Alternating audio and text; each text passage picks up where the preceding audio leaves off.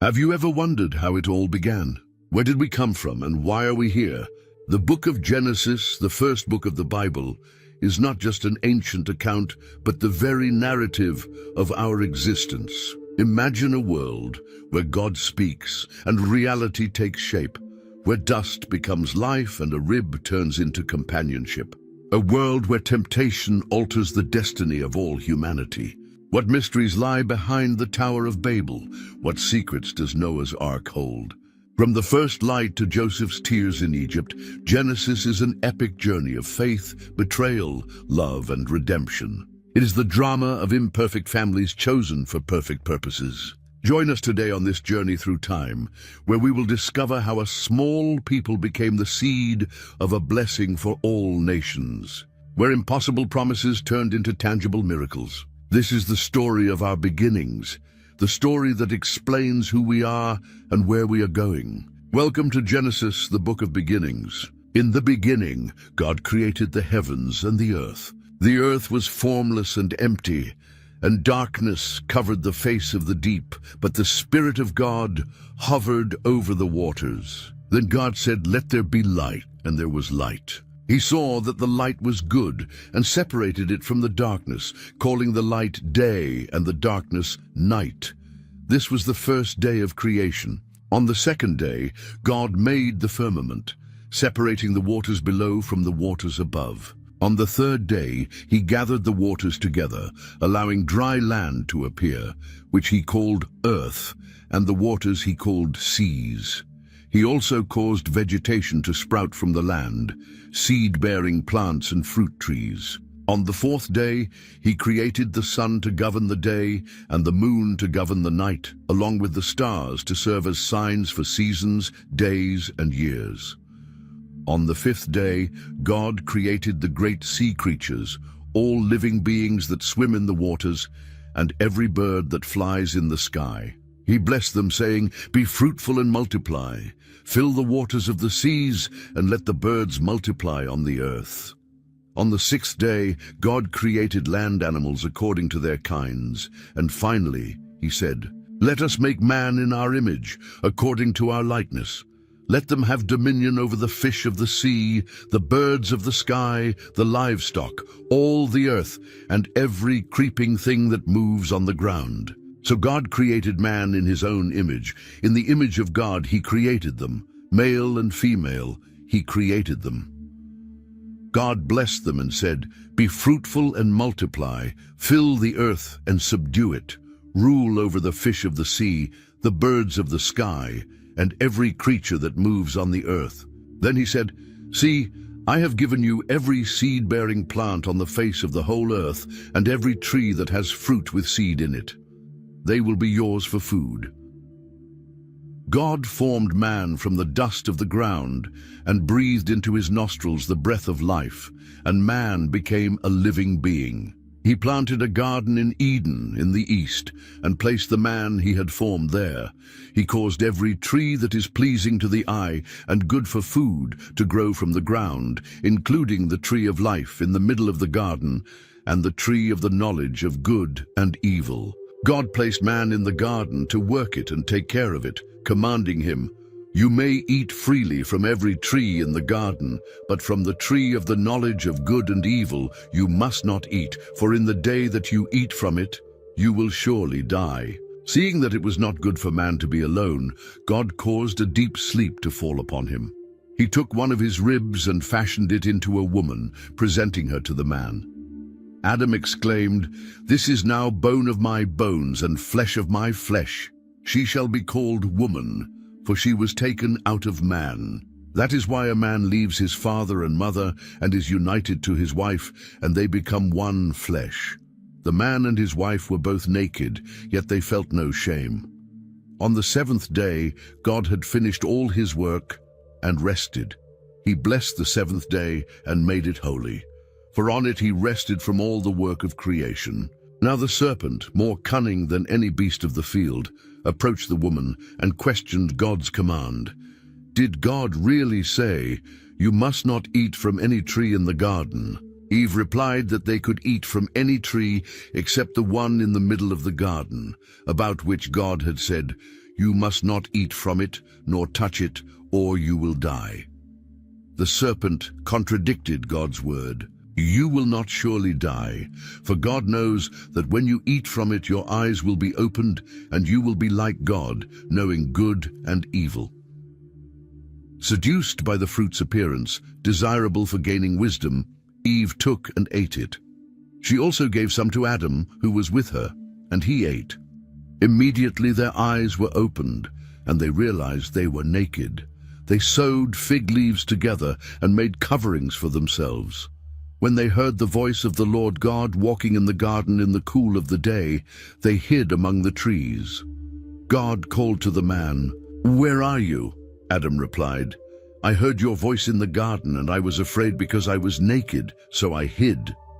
God asked, "Who told you that you were naked? Have you eaten from the tree that I commanded you not to eat from?" Adam tried to shift the blame. "The woman you gave me, she gave me the fruit and I ate." The woman also justified herself. "The serpent deceived me and I ate." Then God pronounced the consequences of this act of disobedience. To the serpent he said, "Cursed are you above all livestock and wild animals. You will crawl on your belly and eat dust all the days of your life. I will put enmity between you and the woman, between your offspring and hers. He will crush your head, and you will strike his heel." This is the first promise of redemption in the Bible. To the woman, God said, "I will greatly increase your pain in childbirth.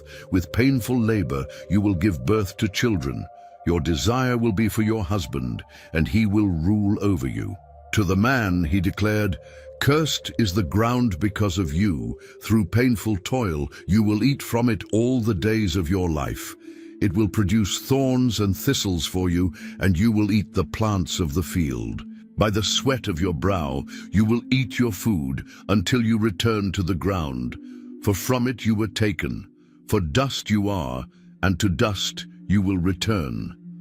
Adam named his wife Eve, which means life, because she would become the mother of all the living.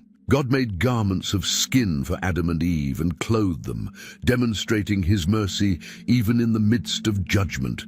To prevent them from eating from the tree of life and living forever, God expelled them from the Garden of Eden. He placed cherubim to the east of the garden and a flaming sword that turned in every direction to guard the way to the tree of life. Outside the garden, Adam knew his wife Eve, and she conceived and gave birth to Cain. Later, she gave birth to Abel.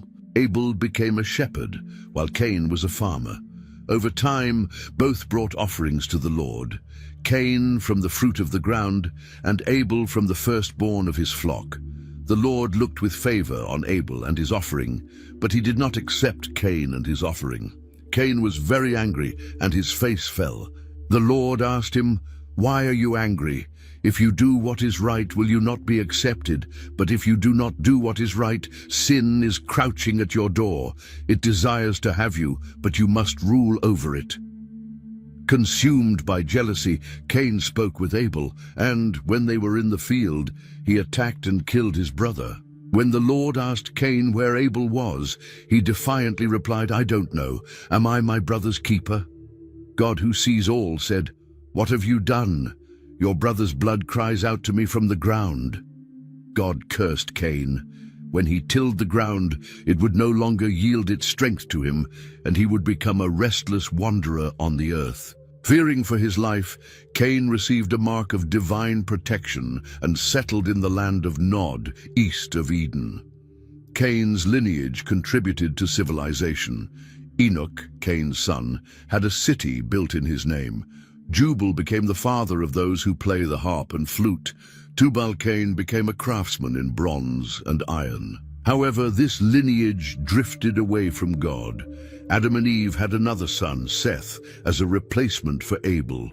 Seth's lineage preserved faith in the true God. Seth's son, Enosh, marked the time when people began to call on the name of the Lord. Seth's genealogy continued. Enosh fathered Kenan, who fathered Mahalalel, who fathered Jared, who fathered Enoch. Enoch walked with God, and at 365 years old he was no more because God took him without experiencing death. Enoch fathered Methuselah, who lived 969 years, the longest lifespan recorded in the Bible. Methuselah fathered Lamech, and Lamech fathered Noah, whose name means rest. For his father said, "He will comfort us in the labor and painful toil of our hands caused by the ground the Lord has cursed." As mankind multiplied, the sons of God saw that the daughters of men were beautiful, and took them as wives. In those days there were Nephilim, giants, on the earth. Human wickedness increased, and every thought of man's heart was continually evil.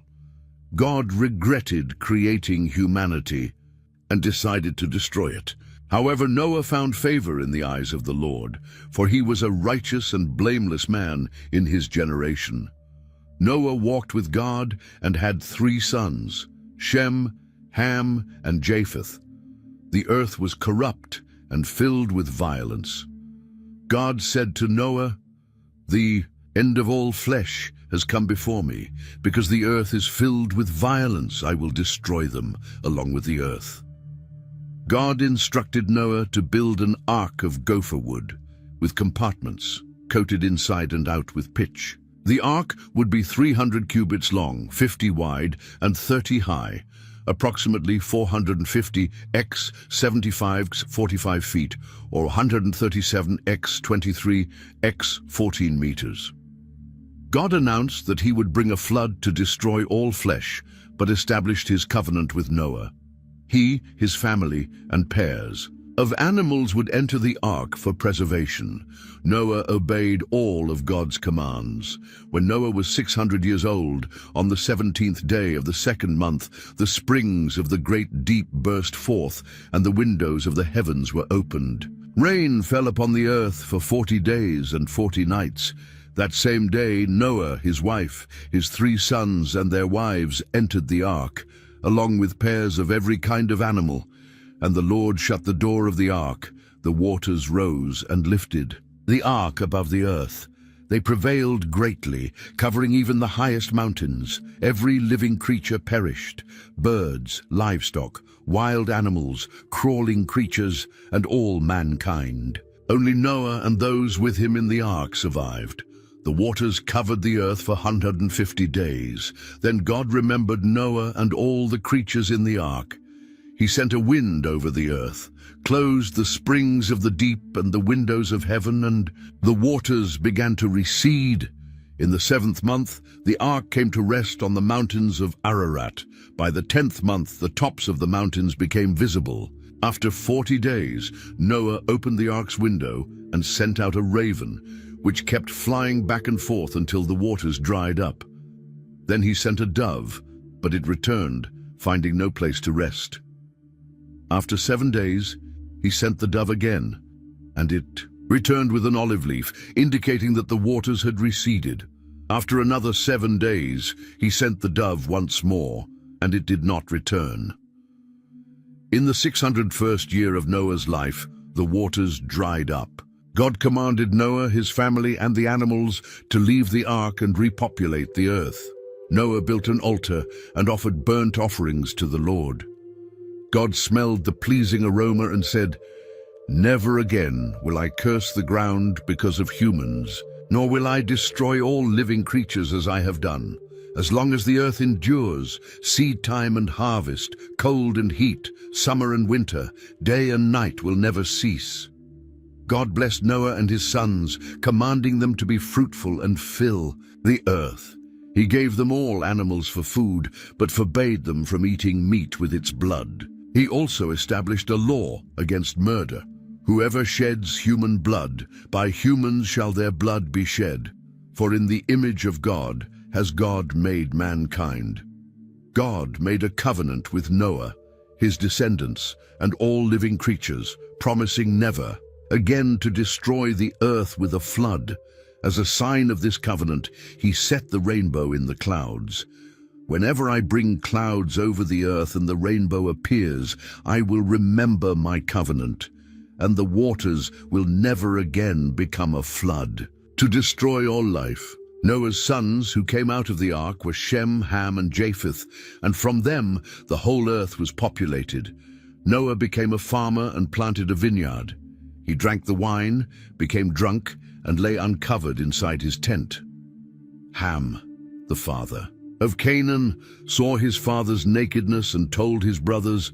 Shem and Japheth took a garment, walked backward, and covered their father's nakedness without looking at him. When Noah awoke and learned what Ham had done, he said, "Cursed be Canaan, a servant of servants shall he be to his brothers." He blessed Shem and Japheth. "Blessed be the Lord, the God of Shem. May Canaan be his servant. May God enlarge Japheth, and may he dwell in the tents of Shem, and may Canaan be his servant." Genesis 10 presents the table of nations, listing the descendants of Noah's sons. Japheth's descendants mainly populated Europe and Asia Minor.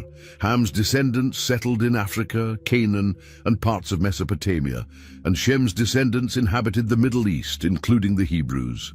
At that time, humanity spoke a single language. Moving eastward, they settled in the plain of Shinar, Mesopotamia. They decided to build a city and a tower that reached the heavens to make a name for themselves and avoid being scattered across the earth. The Lord came down to see the city and the tower and said, "Behold, the people are one, and they all have the same language. Now nothing they plan to do will be impossible for them. Come, let us go down and confuse their language." Thus, the Lord confused the language of the whole earth and scattered them over its face.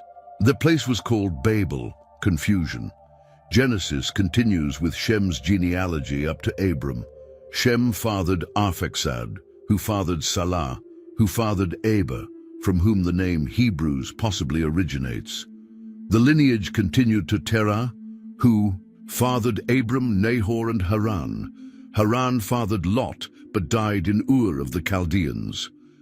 Terah left Ur with Abram, Sarai, Abram's wife, and Lot to go to Canaan, but they settled in Haran where Terah died.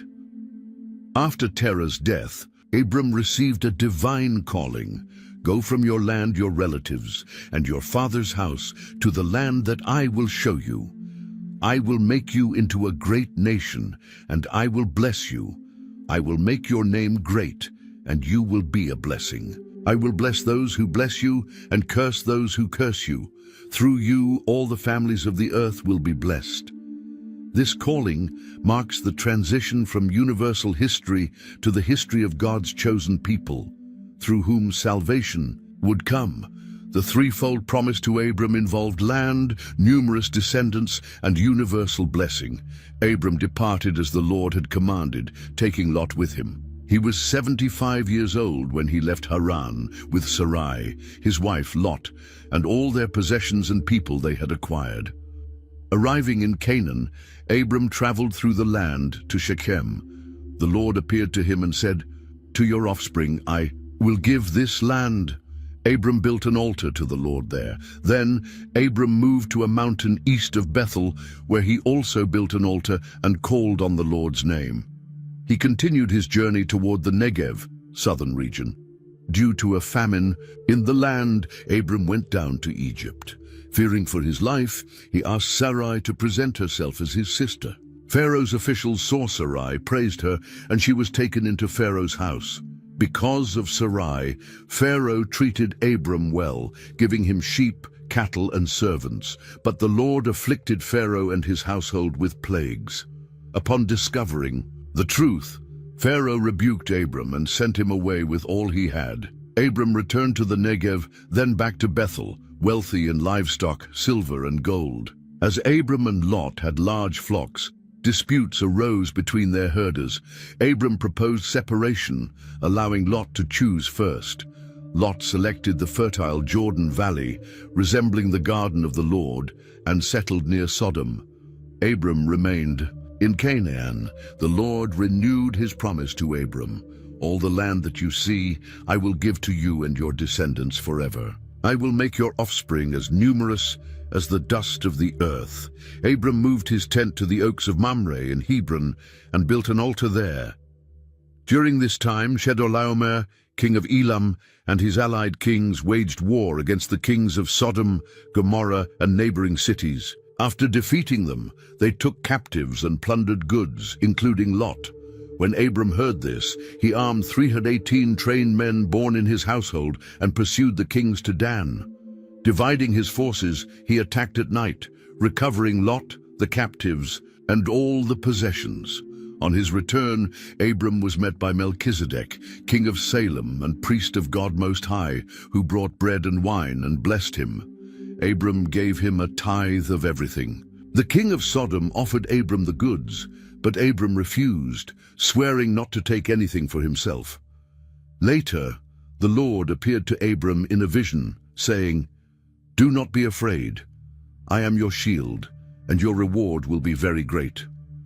Abram questioned, "What will you give me, since I remain childless?" God took him outside and said, "Look at the heavens and count the stars, if you can. So shall your descendants be." Abram believed the Lord, and it was credited to him as righteousness. God made a formal covenant with Abram, promising to give the land to his descendants. Since Sarai was barren, she gave her Egyptian servant Hagar to Abram as a wife. Hagar conceived and began to despise Sarai. When Sarai mistreated her, Hagar fled to the wilderness. The angel of the Lord found her and told her to return and submit to Sarai, promising to multiply her offspring. Hagar gave birth to Ishmael when Abram was 86 years old. At 99 years old, the Lord appeared to Abram and said, "I am God Almighty. Walk before me and be blameless." God changed his name to Abraham, father of many nations, and Sarai's name to Sarah, princess, promising she would bear a son. He established circumcision as the sign of the covenant, and all the males in Abraham's household were circumcised. The Lord later appeared to Abraham near the oaks of Mamre in the form of 3 men. Abraham welcomed them with hospitality, offering water, rest, and food. One of them announced, "I will surely return to you this time next year, and Sarah will have a son." Sarah, listening at the tent entrance, laughed to herself due to her old age. The Lord asked, "Is anything too difficult for the Lord?" Before departing, the Lord revealed to Abraham his plan to destroy Sodom and Gomorrah due to the gravity of their sin. Abraham interceded, "Will you also destroy the righteous with the wicked? If there are 50 righteous people in the city, will you still destroy it?" The Lord agreed to spare the city for the sake of 50 righteous people. Abraham continued to negotiate, reducing the number down to 10, and the Lord agreed not to destroy the city if he found 10 righteous people. 2 angels arrived in Sodom, where Lot welcomed them into his house. The men of the city surrounded the house, demanding to know the visitors. Lot offered his daughters instead of the guests, but the men attempted to break down the door. The angels struck the men with blindness and instructed Lot to gather his family and leave the city, for the Lord had sent them to destroy it. The next morning the angels urged Lot to hurry. Since he hesitated, they took him by the hand, along with his wife and daughters, and led them out of the city. An angel said, "Flee for your life, do not look back." The Lord rained down sulfur and fire upon Sodom and Gomorrah. Lot's wife looked back and was turned into a pillar of salt. Lot and his daughters took refuge in a cave. Believing that no men remained on the earth, the daughters made their father drunk and lay with him. From these acts were born Moab. From the father, and Ben-Ammi, son of my people, ancestors of the Moabites and Ammonites, Abraham moved to Gerar, where he once again said that Sarah was his sister. King Abimelech took her, but God warned him in a dream. Abimelech returned Sarah to Abraham and compensated him with gifts. The Lord visited Sarah, and she conceived and bore Isaac, laughter, in Abraham's old age, when he was 100 years old. Sarah said, "God has made me laugh. Everyone who hears will laugh with me." On the day Isaac was weaned, Sarah saw Ishmael mocking him and asked Abraham to send Hagar and her son away. Abraham was troubled, but God told him, Listen to Sarah. For through Isaac your offspring will be named. But I will also make a nation of the servant's son. Abraham sent Hagar away with a skin of water and bread. When the water ran out, she placed the boy under a bush and moved away, weeping. God heard the boy's cries, and an angel called to Hagar, "Do not be afraid, for God has heard the boy's voice. I will make him into a great nation." God opened her eyes, and she saw a well. Ishmael grew up in the wilderness of Paran and became an archer. Later, God tested Abraham, commanding him, "Take your son, your only son Isaac, whom you love, and go to Moriah. Offer him as a burnt offering." Abraham rose early, prepared his donkey, and took Isaac and 2 servants. On the 3rd day, he saw the place from afar and told the servants, "Wait here. The boy and I will go worship and return." Abraham placed the wood on Isaac and took the fire and the knife. On the way, Isaac asked, "Where is the lamb for the burnt offering?" Abraham replied, "God will provide the lamb." Upon reaching the place, Abraham built an altar, arranged the wood, bound Isaac, and placed him on the altar. As he stretched out his hand to sacrifice him, the angel of the Lord called out, "Do not lay a hand on the boy, for now I know that you fear God, since you have not withheld your only son." Abraham saw a ram caught by its horns in a thicket and offered it in place of Isaac. The angel of the Lord called Abraham again and said, "I swear by myself that because you have done this, I will bless you and multiply your descendants like the stars in the sky. Through your offspring, all nations of the earth will be blessed because you obeyed my voice." Sarah died at 127 years old in Hebron. Abraham purchased the cave of Machpelah from Ephron the Hittite for 400 shekels of silver to bury his wife. This became the family tomb. Abraham, now old, instructed his senior servant to find a wife for Isaac among his relatives in Haran, not among the Canaanites. The servant swore to do so and departed with 10 camels and gifts. Arriving at a well outside Nahor's city, he prayed, "Lord, let the girl to whom I ask for water and who offers water to my camels be the chosen one for Isaac." Before he finished praying, Rebekah arrived, the daughter of Bethuel, son of Milcah, and Nahor, Abraham's brother.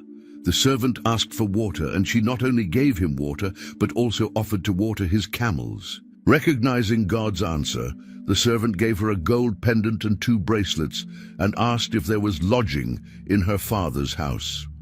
Rebekah led him home and told everything to her brother Laban. The servant explained his mission to Rebekah's family, who acknowledged it as the Lord's will. Rebekah agreed to go, and the servant took her to Isaac. Isaac received her as his wife, loved her, and was comforted after his mother's death. Abraham took another wife, Keturah, who bore him 6 more sons. However, he gave all that he had to Isaac, while he gave gifts to the sons of his concubines and sent them away eastward.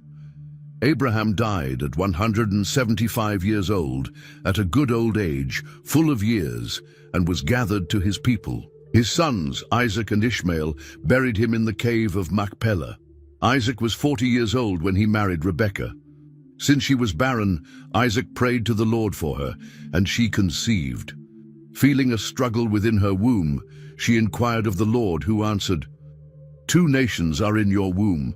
2 peoples will be separated from within you. 1 people will be stronger than the other, and the older will serve the younger." Twins were born. The first, red and hairy, was named Esau, hairy. The second, who grasped Esau's heel, was named Jacob, supplanter. Esau became a skilled hunter and a man of the field, while Jacob was quiet and lived in tents. Isaac loved Esau for his taste for game, but Rebekah loved Jacob. One day, as Jacob was cooking stew, Esau came in from the field, exhausted. Esau asked for some of the red stew, and Jacob said, "Sell me your birthright now." Esau replied, "I'm about to die. What good is my birthright to me?" Jacob made Esau swear, and he sold his birthright for a bowl of lentils. Thus, Esau despised his birthright. There was a famine in the land, and Isaac went to Gerar. The Lord appeared to him and told him not to go down to Egypt, but to remain in the land, renewing the promises made to Abraham. Like his father, Isaac said that Rebekah was his sister, fearing that he might be killed. When Abimelech saw Isaac caressing Rebekah, he realized she was his wife and ordered his people not to touch them. Isaac sowed in that land and reaped 100-fold because the Lord blessed him. He prospered so much that the Philistines envied him. Abimelech asked him to leave, so Isaac moved to the valley of Gerar, where he reopened the wells of Abraham. There were disputes over several wells until Isaac dug one that was not contested, naming it Rehoboth, wide spaces. Eventually he went up to Beersheba, where the Lord appeared to him and renewed his promises. Isaac built an altar there and called upon the name of the Lord. At the age of 40, Esau took 2 Hittite wives, Judith and Basemath, who became a source of grief for Isaac and Rebekah. When Isaac grew old and his eyesight weakened, he called Esau and asked him to hunt and prepare a tasty dish so that he could bless him before he died. Rebekah overheard and instructed Jacob to disguise himself as Esau. She slaughtered 2 young goats, prepared a dish the way Isaac liked, covered Jacob's arms and neck with the skins, and sent him to his father with the food. Jacob presented himself as Esau. Isaac was puzzled by the voice, but when he touched Jacob's arms covered in fur, he was convinced it was Esau. He ate, drank, and blessed Jacob with the dew of heaven, the richness of the earth, dominion over nations, and supremacy over his brothers. As soon as Jacob left, Esau arrived with his hunt. When the deception was discovered, Isaac trembled greatly but confirmed, "I have blessed him, and he will indeed be blessed." Esau cried out bitterly for a blessing. Isaac said, "Your brother," and came deceitfully and took your blessing. Esau exclaimed, "Isn't he rightly named Jacob? He has deceived me twice already." Isaac then told Esau that he would live by the sword, serve his brother, but one day break free from his yoke. Esau hated Jacob and planned to kill him after Isaac's death. Rebekah sent Jacob to her brother Laban's house in Haran until Esau's anger subsided. Thus Jacob fled from his father's house, heading to Haran. On his journey from Beersheba to Haran, Jacob reached a place where he spent the night. Using a stone as a pillow, he lay down to sleep. While sleeping, he had an extraordinary dream. He saw a ladder set on the earth, with its top reaching the heavens, and the angels of God ascending and descending on it. At the top stood the Lord, who said, "I am the Lord, the God of Abraham, your father, and the God of Isaac. The land on which you lie I will give to you and your descendants. Your offspring will be like the dust of the earth, spreading westward, eastward, northward, and southward. Through you and your descendants, all the families of the earth will be blessed. I am with you and will watch over you wherever you go, and will bring you back to this land. I will not leave you until I have fulfilled what I have promised you."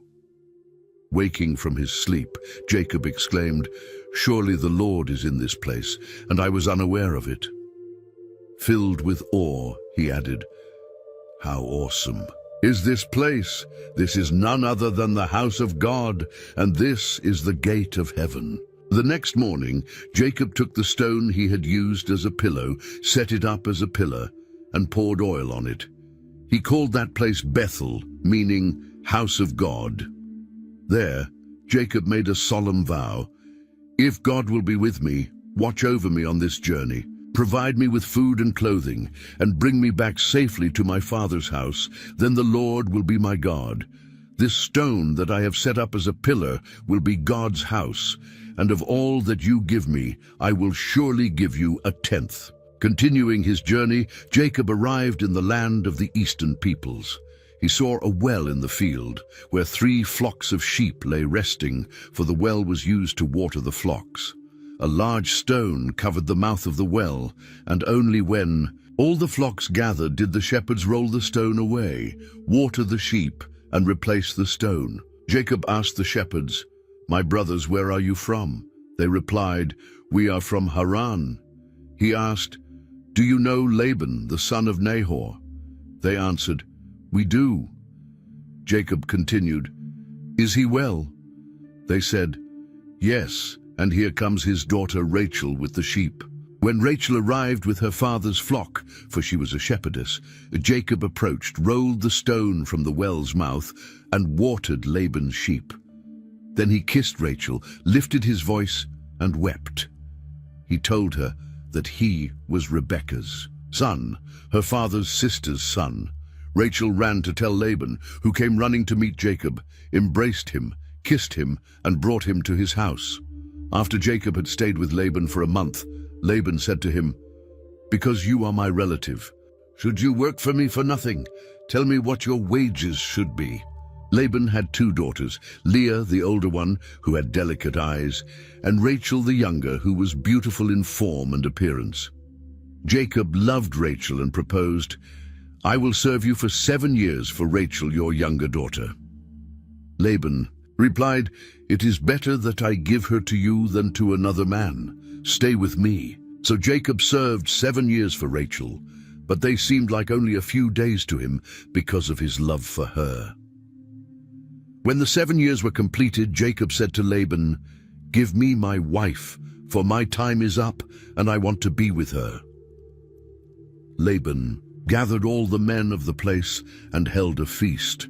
But at night he took his daughter Leah and gave her to Jacob, and Jacob lay with her. Laban also gave his servant Zilpah to Leah as her maid. In the morning, when Jacob realized it was Leah, he said to Laban, "What have you done to me? Wasn't it for Rachel that I served you? Why have you deceived me?" Laban replied, "It is not our custom here to give the younger before the firstborn. Complete the week with this one, and we will also give you the other in return for another. 7 years of service." Jacob agreed, completed Leah's bridal week, and Laban gave him his daughter Rachel as his wife. Laban also gave Rachel his servant Bilhah as her maid.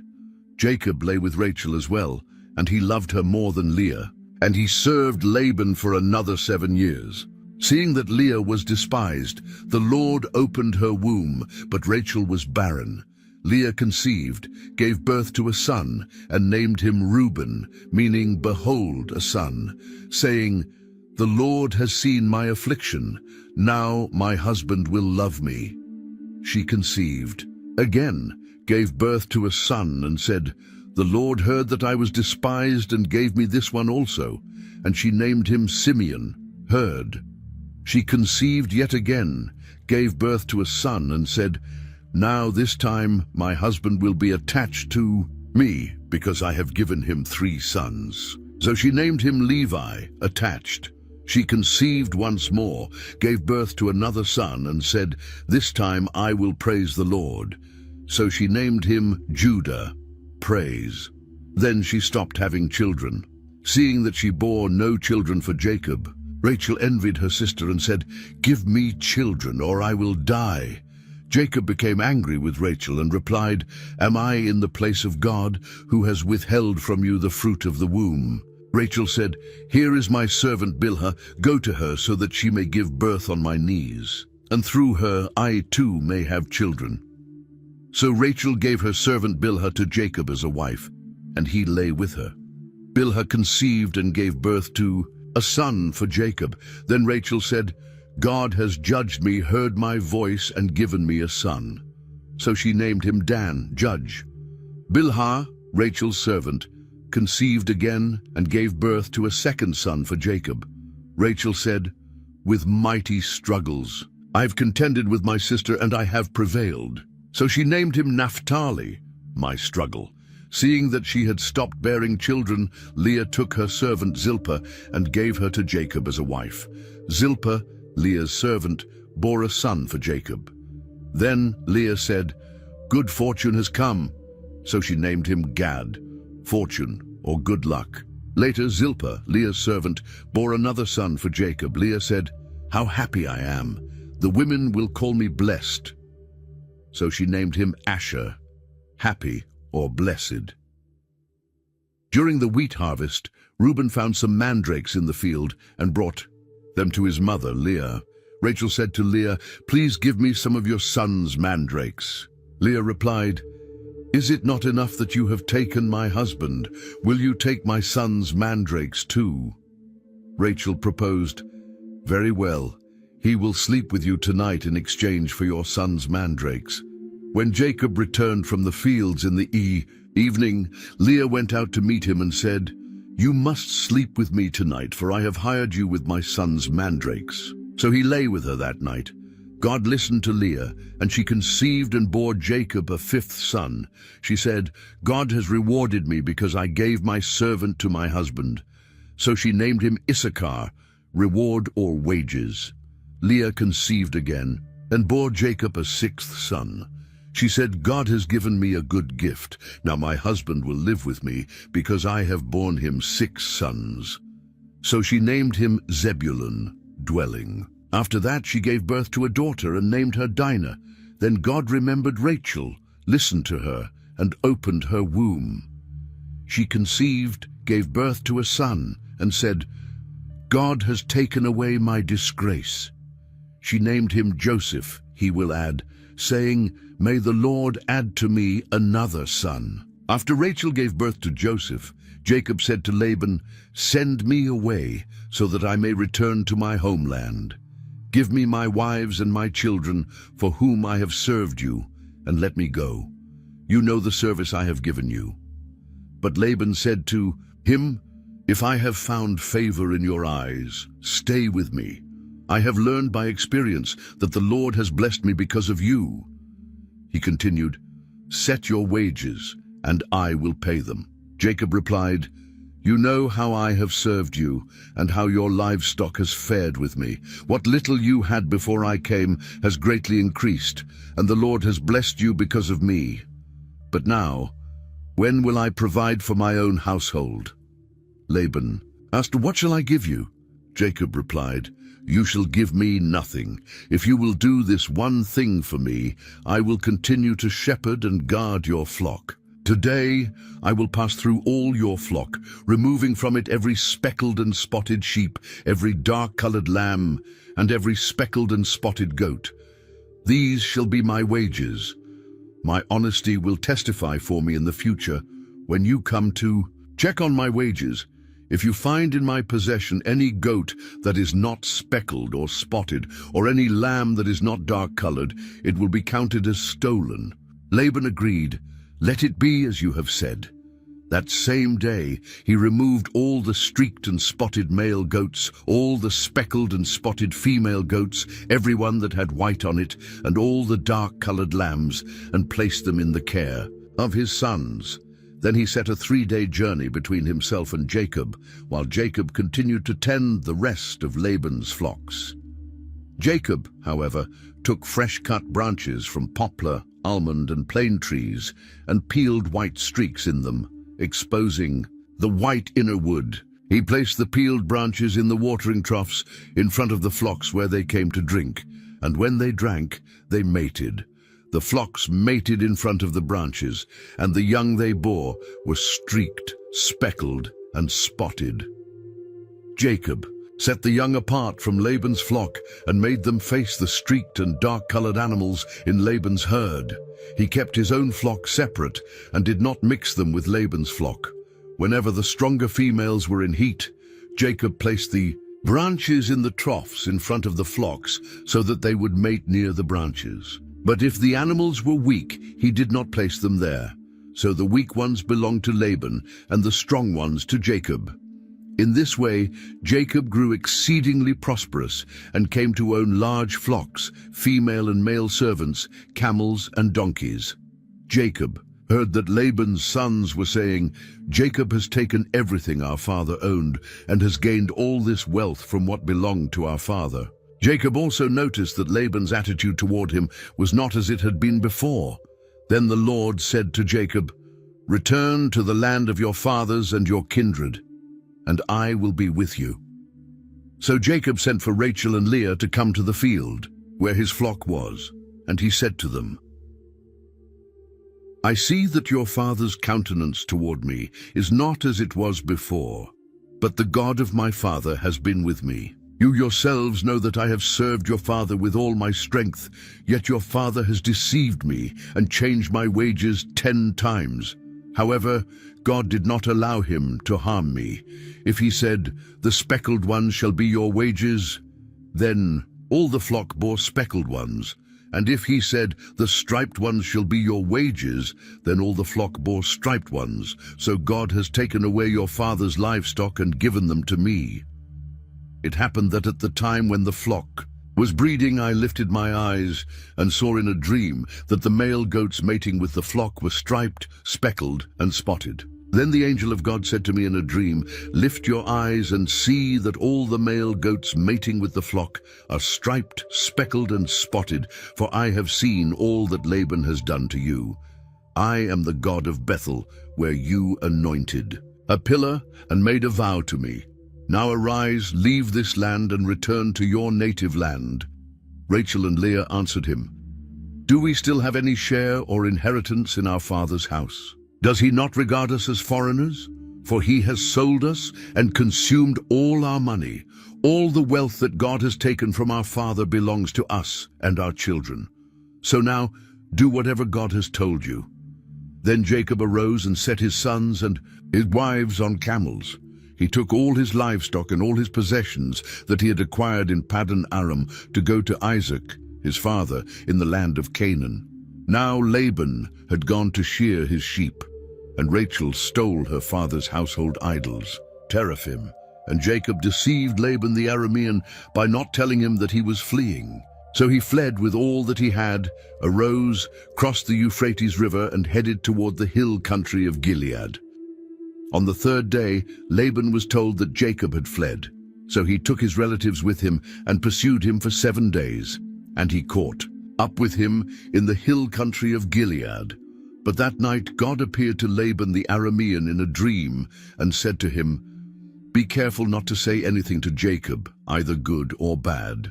When Laban reached Jacob, Jacob had already pitched his tent in the hill country, and Laban and his relatives camped nearby. Then Laban said to Jacob, "What have you done? You have deceived me and carried off my daughters like captives taken in war. Why did you flee secretly and deceive me? Why did you not tell me, so that I could have sent you away with joy and with songs, with tambourine and harp? You did not even allow me to kiss my grandchildren and my daughters goodbye. You have acted foolishly. I have the power to harm you. But last night the God of your father said to me, 'Be careful not to say anything to Jacob, either good or bad.' Now you have gone away because you longed for your father's house. But why did you steal my gods?" Jacob answered, "I was afraid, for I thought you might take your daughters from me by force. But if you find anyone who has your gods, that person shall not live. In the presence of our relatives, see for yourself what is yours among my belongings, and take it."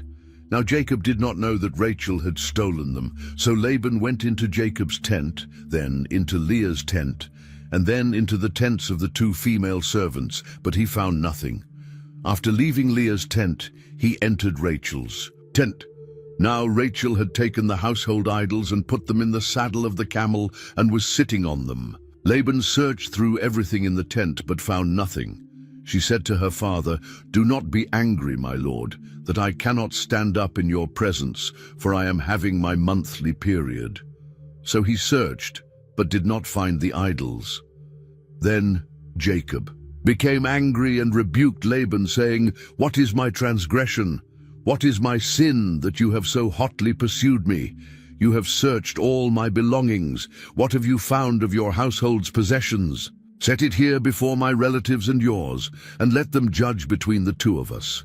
These 20 years I have been with you. Your sheep and goats have never miscarried, and I have not eaten the rams of your flock. I did not bring you animals torn by wild beasts. I bore the loss myself. You demanded payment from me for anything stolen by day or by night. This was my situation. The heat consumed me in the daytime, and the cold at night, and sleep fled from my eyes. I have been in your household for 20 years. 14 years I worked for you in exchange for your 2 daughters, and 6 years for your flocks, and you changed my wages 10 times.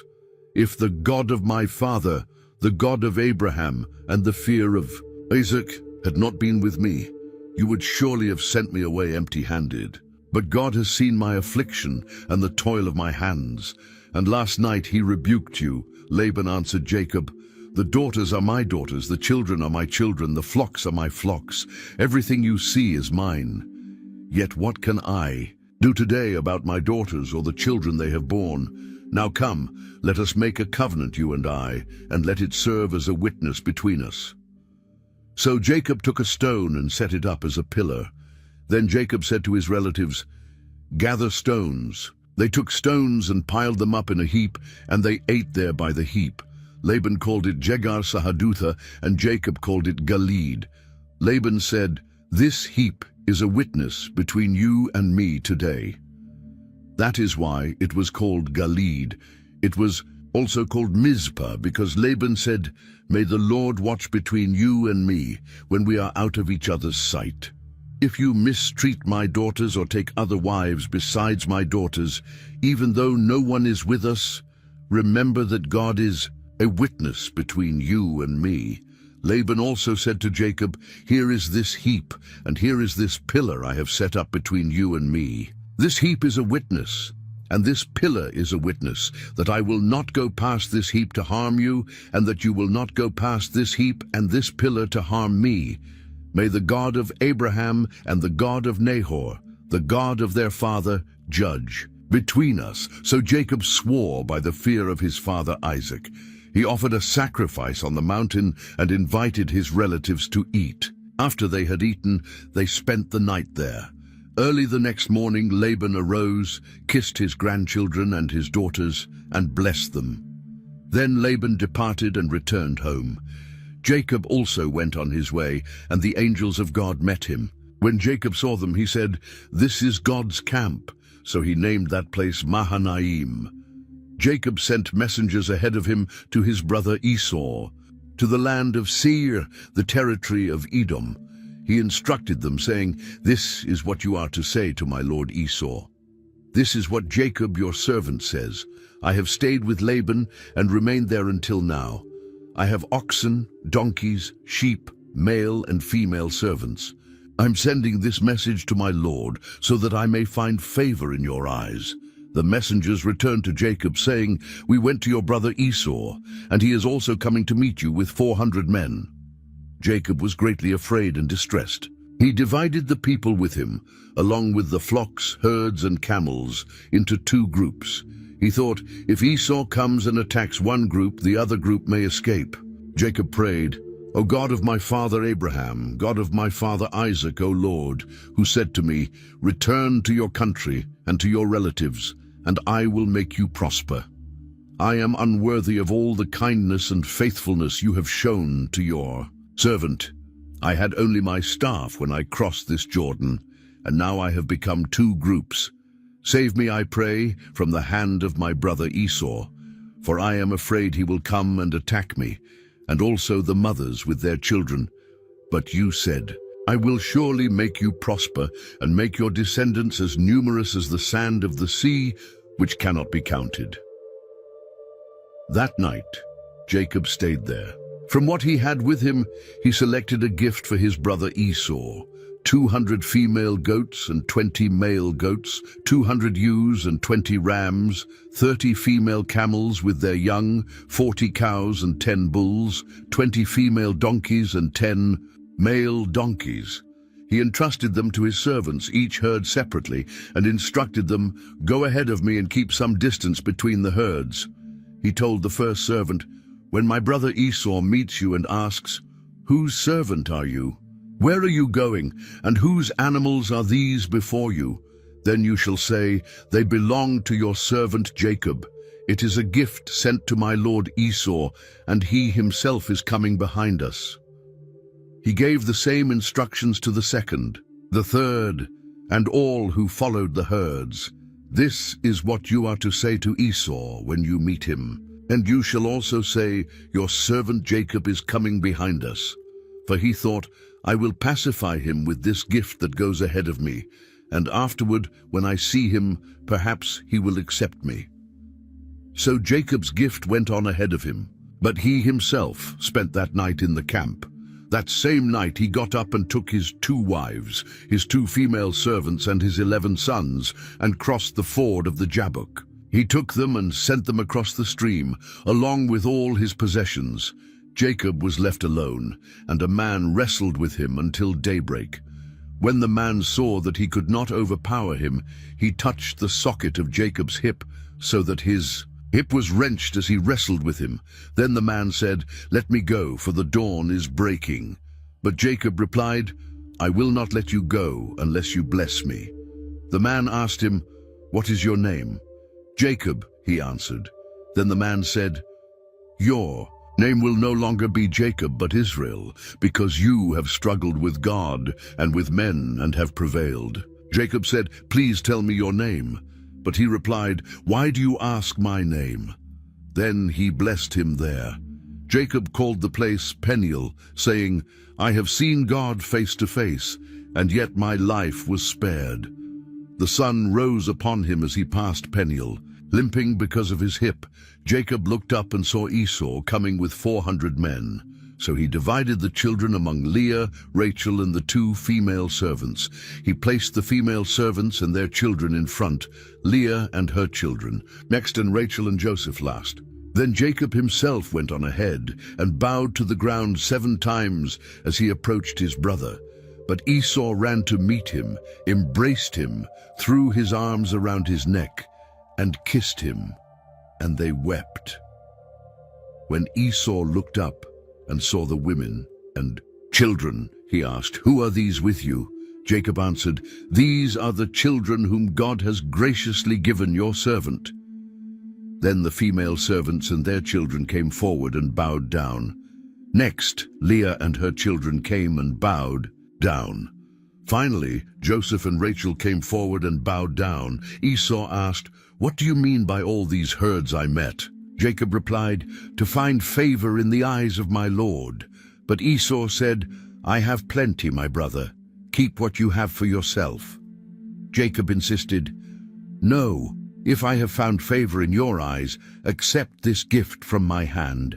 For seeing your face is like seeing the face of God. Now that you have received me favorably, please accept the gift that was brought to you, for God has been gracious to me, and I have all I need." And because Jacob insisted, Esau accepted it. Then Esau said, "Let us be on our way, and I will go ahead of you." But Jacob said, "My Lord knows that the children are weak, and that I have nursing sheep and cattle with me. If they are driven hard for even 1 day, all the flocks will die. Let my Lord go ahead of his servant. I will proceed slowly at the pace of the livestock and the children until I come to my Lord in Seir." Esau said, "Then let me leave some of my men with you." But Jacob replied, "Why do that? Just let me find favor in the eyes of my Lord." So that day, Esau started back on his way to Seir. But Jacob traveled to Succoth, where he built a house for himself and shelters for his livestock. That is why the place was called Succoth. Jacob arrived safely in the city of Shechem, in the land of Canaan, after coming from Paddan Aram, and he camped near the city. He bought the piece of land where he had pitched his tent from the sons of Hamor, the father of Shechem, for 100 pieces of silver. There he set up an altar and called it El Elohe Israel. At that time, Dinah, the daughter Leah had borne to Jacob, went out to visit the daughters of the land. Shechem, the son of Hamor the Hivite, the prince of the land, saw her, took her, lay with her, and humiliated her. But his heart was drawn to Dinah, the daughter of Jacob. He loved the young woman and spoke tenderly to her. So Shechem spoke to his father Hamor, saying, "Get me this girl as my wife." When Jacob heard that his daughter Dinah had been defiled, his sons were in the fields with his livestock, so he kept silent until they returned. Hamor went to speak with Jacob while his sons were returning from the field. When they heard what had happened, Jacob's sons were indignant and furious because Shechem had committed an outrage in Israel by lying with Jacob's daughter, something that should never have been done. Hamor spoke to them, "My son Shechem is deeply in love with your daughter. Please give her to him as his wife. Intermarry with us. Give us your daughters and take ours in return.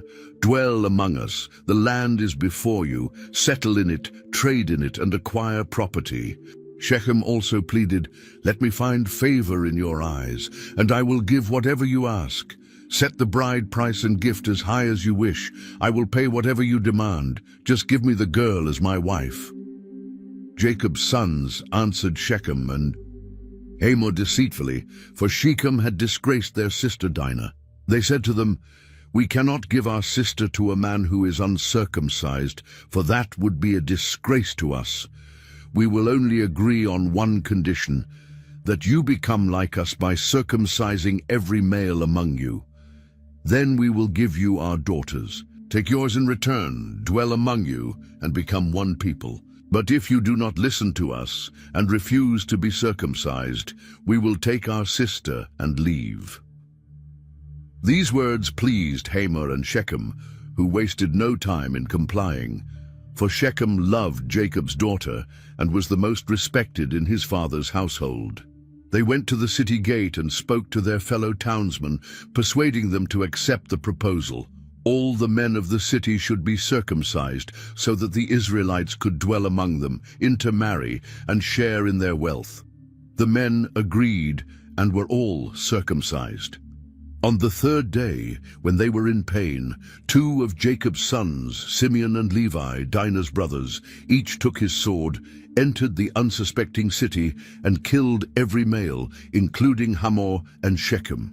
They took Dinah from Shechem's house and left. The other sons of Jacob came upon the dead and plundered the city, seizing flocks, cattle, donkeys, everything in the city and the fields, all their wealth, women and children. Jacob said to Simeon and Levi, "You have brought trouble on me, making me obnoxious to the inhabitants of the land, the Canaanites and Perizzites. We are few in number, and if they unite against me, they will attack and destroy me and my household." But they replied, "Should he have treated our sister like a prostitute?" God said to Jacob, "Arise, go up to Bethel and settle there. Build an altar to the God who appeared to you when you fled from your brother Esau." Jacob said to his household, "Get rid of the foreign gods among you, purify yourselves, and change your garments. Let us arise and go to Bethel, where I will build an altar to the God who answered me in my distress and was with me wherever I went." They gave Jacob all the foreign gods they had and the earrings from their ears, and he buried them under the oak tree near Shechem. As they set out, the terror of God fell upon the surrounding cities, and no one pursued Jacob's sons. They arrived at Luz, that is Bethel, in the land of Canaan. There Jacob built an altar and called the place El Bethel, because God had revealed himself to him there when he fled from his brother.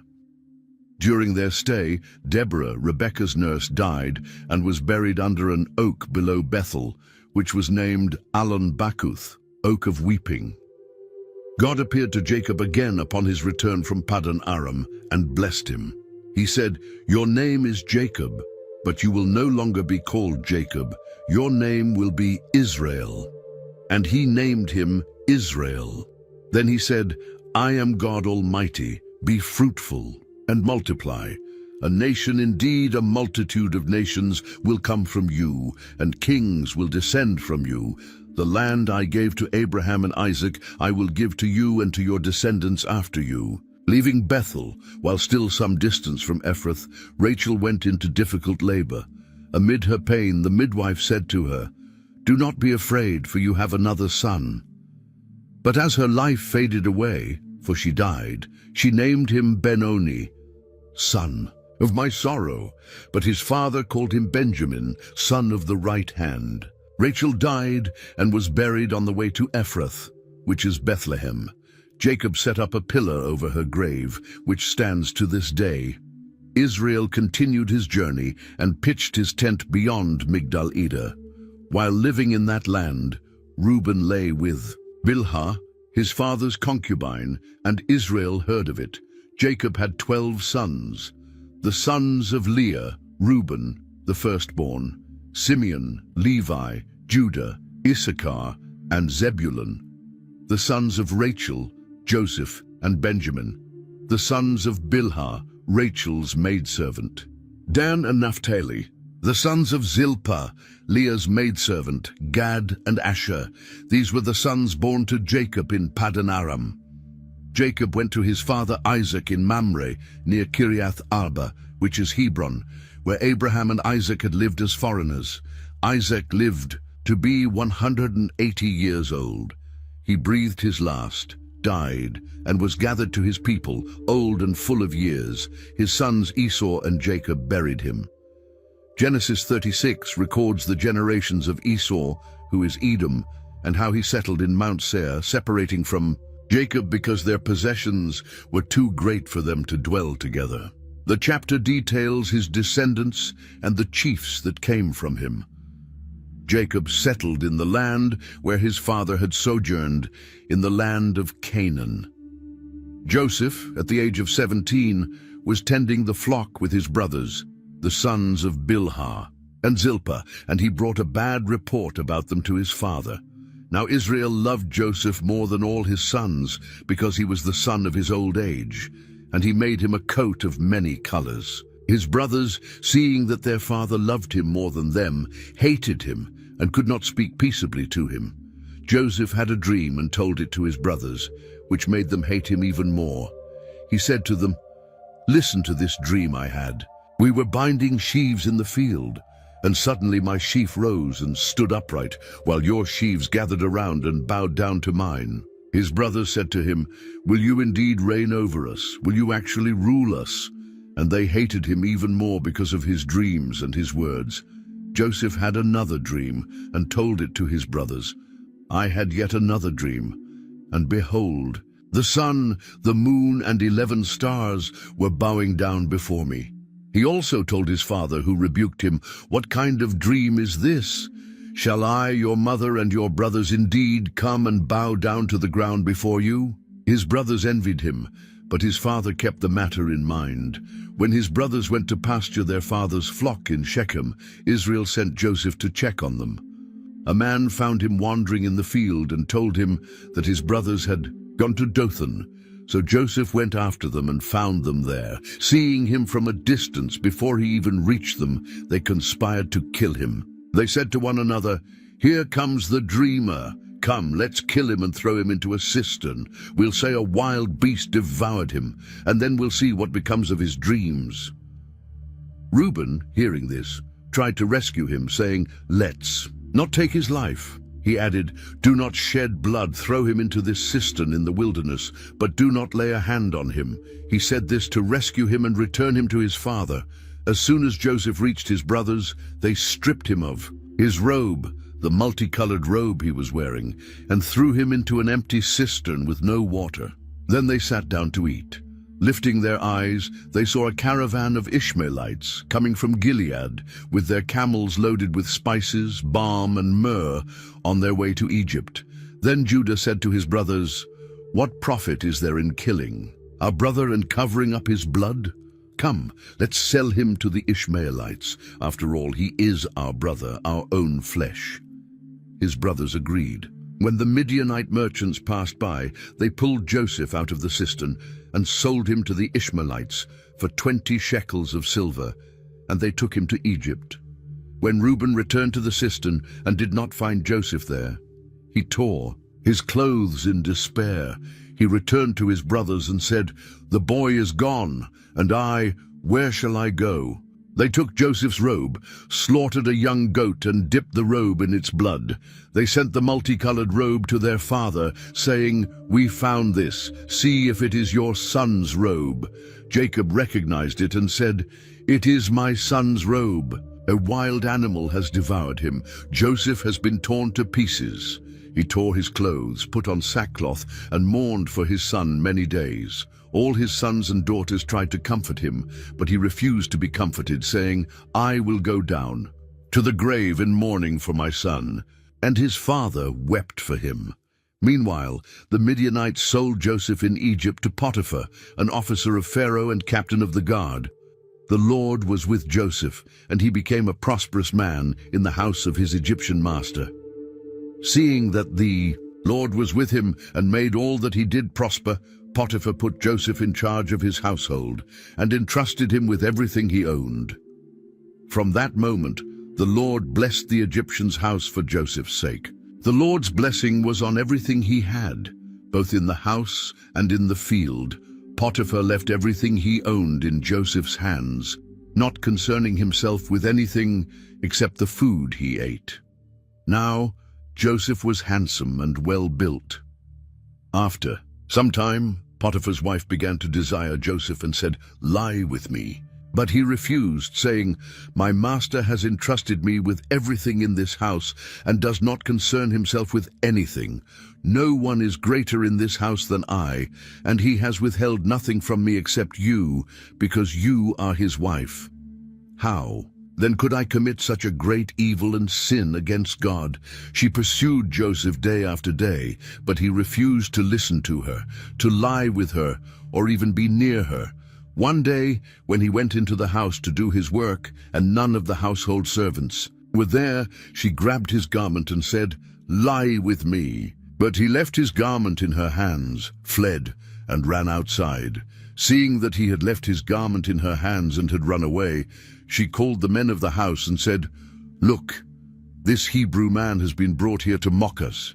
He came to lie with me, but I screamed loudly. When he heard me raise my voice and scream, he left his garment with me and ran outside." She kept Joseph's garment with her until his master came home. Then she told him the same story. "The Hebrew servant you brought to us came to dishonor me, but when I raised my voice and screamed, he left his garment with me and ran outside." When Potiphar heard his wife's words, he burned with anger. He took Joseph and threw him into the prison where the king's prisoners were confined. And there Joseph remained, but the Lord was with Joseph. He showed him kindness and granted him favor in the sight of the prison warden. The warden put Joseph in charge of all the prisoners, and he managed everything that was done there. The warden did not worry about anything under Joseph's care, because the Lord was with him and made everything he did prosper. Some time later, the king of Egypt's cupbearer and baker offended their master Pharaoh. Pharaoh was angry with his two officials and had them put in the custody of the captain of the guard in the prison where Joseph was confined. The captain of the guard assigned them to Joseph, and he served them. They remained in custody for some time. Both of them had a dream on the same night, each with its own interpretation. In the morning, Joseph saw that they were troubled and asked them, "Why do you look so sad today?" They replied, "We have had a dream, but there is no one to interpret it." Joseph said to them, "Do not interpretations belong to God? Please tell me your dreams." The chief cupbearer told his dream. "I dreamed that there was a vine before me. On the vine were 3 branches that budded, blossomed, and produced clusters of ripe grapes. I had Pharaoh's cup in my hand, so I took the grapes, squeezed them into the cup, and placed it in Pharaoh's hand." Joseph interpreted, "The 3 branches are 3 days. Within 3 days, Pharaoh will lift up your head and restore you to your position, and you will place Pharaoh's cup in his hand as you used to when you were his cupbearer. But remember me when things go well for you. Show kindness to me and mention me to Pharaoh, so that I may be brought out of this place. For indeed I was stolen from the land of the Hebrews, and even here I have done nothing to be put in this dungeon." Seeing that the interpretation was favorable, the chief baker also told his dream. "I dreamed that there were 3 baskets of white bread on my head. In the top basket were all kinds of baked goods for Pharaoh, but the birds were eating them out of the basket on my head." Joseph answered, "This is the interpretation. The 3 baskets are 3 days. Within 3 days, Pharaoh will lift up your head by removing it from you and hang you on a tree, and the birds will eat your flesh. On the 3rd day, Pharaoh's birthday, he held a feast for all his servants. He lifted up the head of the chief cupbearer, and the chief baker among his servants. He restored the chief cupbearer to his position so that he could once again place the cup in Pharaoh's hand, but he hanged the chief baker, just as Joseph had interpreted. However, the chief cupbearer did not remember Joseph. He forgot about him. After 2 full years, Pharaoh had a dream. He was standing by the river when 7 cows, beautiful and fat, came up from the river and grazed in the field. Then 7 other cows, ugly and thin, came up after them and stood beside the first ones on the riverbank. The ugly, thin cows ate up the 7 fat, healthy cows. Then Pharaoh woke up. He fell asleep again and had a second dream. 7 heads of grain, full and good, were growing on a single stalk. After them, 7 thin heads of grain, scorched by the east wind, sprouted up. The thin heads of grain swallowed up the 7 full, healthy heads. Then Pharaoh woke up. It was just a dream. In the morning his spirit was troubled. He sent for all the magicians of Egypt and all its wise men. Pharaoh told them his dreams, but no one could interpret them for him. Then the chief cupbearer spoke to Pharaoh.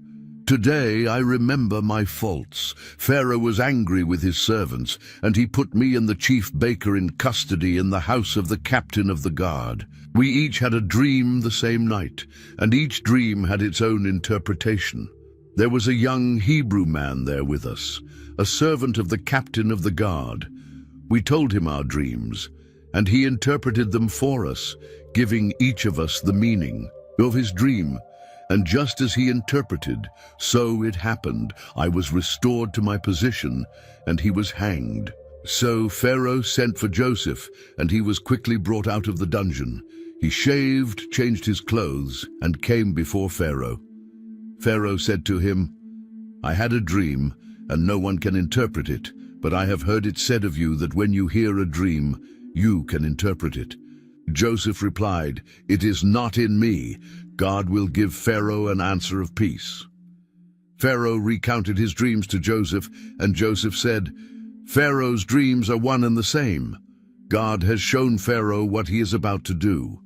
The 7 good cows are 7 years, and the 7 good heads of grain are 7 years. The dream is one.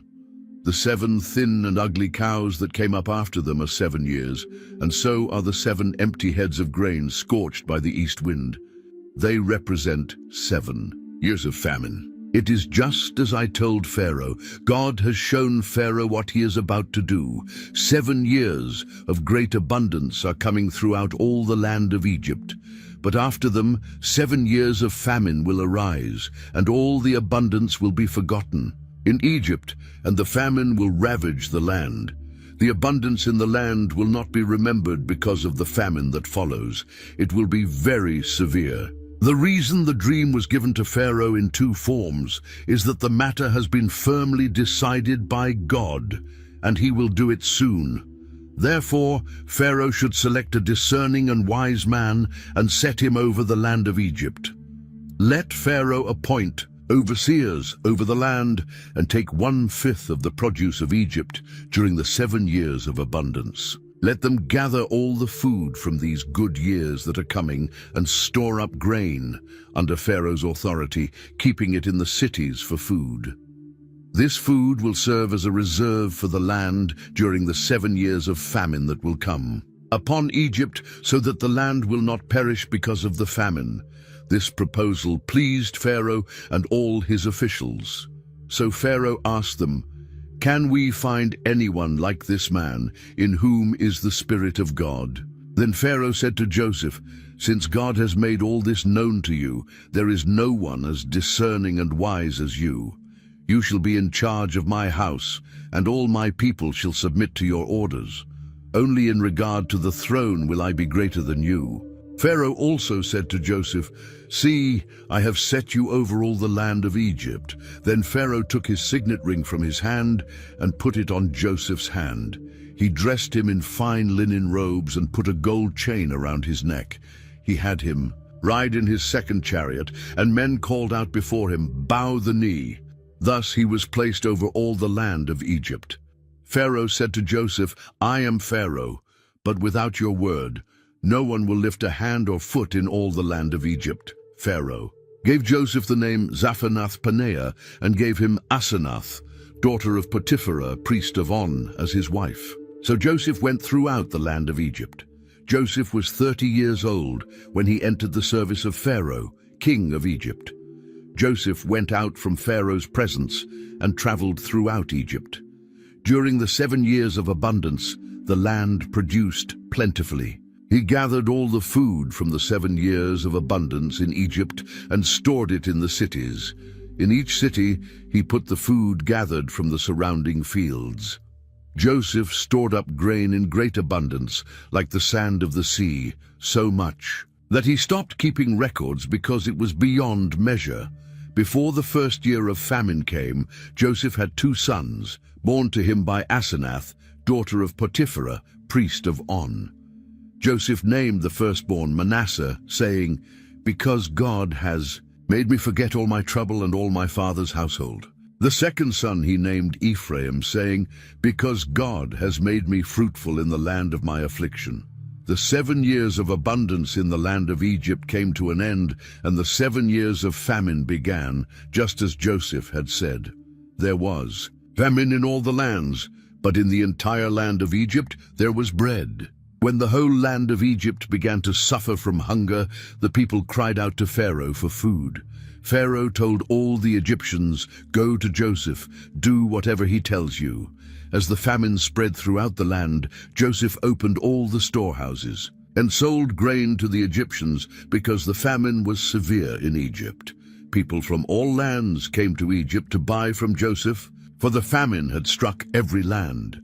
The famine that Joseph had foreseen in his interpretation of Pharaoh's dreams extended beyond Egypt's borders, reaching the land of Canaan as well. In the face of scarcity, Jacob learned that there was grain in Egypt and said to his sons, "Why do you stand around looking at each other? I have heard that there is grain in Egypt. Go down there and buy some for us, so that we may live and not die." So 10 of Joseph's brothers set out for Egypt to buy grain. However, Jacob did not allow Benjamin, Joseph's youngest brother, to go with them, fearing that some disaster might befall him. Benjamin was the only remaining son of his beloved Rachel, for Jacob believed Joseph was dead. When the brothers arrived in Egypt, they went directly to Joseph, as he was the governor of the land and in charge of selling grain to everyone. As they presented themselves before him, they bowed with their faces to the ground. Joseph immediately recognized his brothers, but they did not recognize him. More than 20 years had passed. Joseph was now a mature man, dressed as an Egyptian noble, speaking the Egyptian language and looking completely different from the 17-year-old they had sold. Remembering the dreams he had in his youth about his brothers bowing before him, Joseph decided not to reveal himself immediately. He spoke harshly to them through an interpreter. "Where do you come from?" They answered, "From the land of Canaan, to buy food." Joseph accused them, "You are spies. You have come to see the weak points of this land." They protested, "No, my lord, your servants have come to buy food. We are all sons of the same man. We are honest men, not spies." But Joseph insisted, "No, you have come to scout the weak spots of the land." They explained their family situation. "We, your servants, are 12 brothers, sons of the same man in the land of Canaan. The youngest is now with our father, and one is no longer with us." Joseph responded, "It is just as I said. You are spies, and this is how you will be tested. By Pharaoh's life, you will not leave this place unless your youngest brother comes here. Send one of you to bring your brother, while the rest of you remain imprisoned. This will prove whether you are telling the truth. Otherwise, by Pharaoh's life, you are surely spies." And he kept them in custody for 3 days. On the 3rd day, Joseph said to them, "Do this, and you will live, for I fear God. If you are honest men, let one of your brothers remain in prison while the rest of you take grain to relieve your family's hunger. Then bring your youngest brother to me, so that your words may be verified and you will not die." They agreed. The brothers said to one another, not knowing that Joseph understood them, "Surely we are being punished for what we did to our brother. We saw his distress when he pleaded with us, but we did not listen. That is why this trouble has come upon us." Reuben replied, "Did I not tell you not to sin against the boy? But you did not listen. Now we must account for his blood." Joseph, hearing this, turned away from them and wept. When he returned, he took Simeon and had him bound before their eyes. Joseph then ordered that their sacks be filled with grain, that each man's money be secretly returned in his sack, and that they be given provisions for their journey. And so it was done.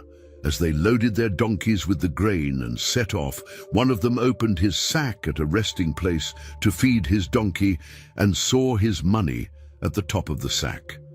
He said to his brothers, "My money has been returned. It is here in my sack." Their hearts sank, and trembling they asked one another, "What is this that God has done to us?" When they arrived at their father Jacob's house, they recounted everything that had happened to them, how the governor had spoken harshly to them, accused them of being spies, and demanded that they bring Benjamin as proof of their honesty. As they emptied their sacks, each of them found his bag of money, and they and their father were terrified. Jacob lamented, "You have deprived me of my children. Joseph is no more, Simeon is imprisoned, and now you want to take Benjamin. Everything is against me." Reuben said, "You may put my 2 sons to death if I do not bring him back to you. Entrust him to me, and I will return him." But Jacob refused. "My son will not go down with you. His brother is dead, and he alone is left to me. If any harm comes to him on the journey, you will bring my gray hairs down to the grave in sorrow." However, the famine remained severe in the land. When they had eaten all the grain they had brought from Egypt, Jacob said to his sons, "Go back and buy us a little more food." Judah replied, "The man warned us solemnly, 'You will not see my face unless your brother is with you. If you send our brother with us, we will go and buy food for you. But if you do not send him, we will not go, because the man said, "You will not see my face unless your brother is with you." Israel asked, "Why did you bring this trouble upon me by telling the man you had another brother?" They replied, "The man questioned us closely about ourselves and our family. 'Is your father still alive? Do you have another brother?' We answered his questions truthfully. How could we have known that he would say, 'Bring your brother here'?" Then Judah said to Israel, "Let the boy go with me, so that we may go and survive rather than die. We, you, and our children. I will take full responsibility for him. You may hold me accountable. If I do not bring him back, I will bear the blame before you forever. If we had not delayed so long, we could have gone and returned twice by now." Israel yielded and said, "If it must be so, then do this. Take some of the best products of the land in your bags and offer them as a gift to that man. A little balm, a little honey, spices, myrrh, pistachios, and almonds. Take double the money with you to return what was placed in the mouths of your sacks. Perhaps it was a mistake. Also, take your brother and go back to that man. May God Almighty grant you mercy before him, so that he may release your other brother and Benjamin. As for me, if I must lose my children, then so be it."